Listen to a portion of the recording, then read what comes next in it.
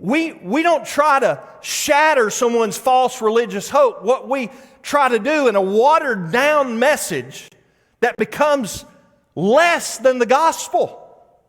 And an untrue message is we try to get people comfortable in all their religions. We think it is somehow kind and nice and appropriate for us to make someone feel comfortable in a religion that is false. And I want to tell you, that is the absolute worst thing you could possibly do.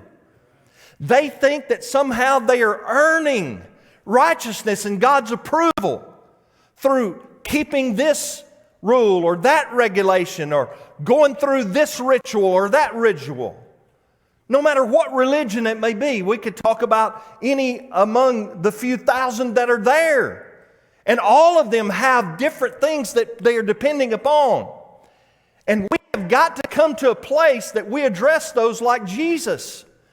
And what I pray happens today is that by the power of God, if there are those here or looking on and listening that are trusting in a false religion, that today God would shatter those false religious hopes you have. No, we're not to hold on to them. Jesus didn't come around and say, well, you know, we're all serving the same God. No, we're not. We're all going to the same place. No, we're not. It matters.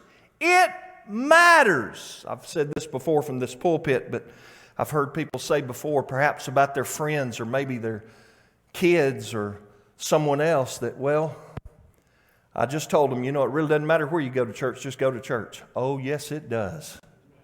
Oh, yes, it most definitely does matter where someone goes.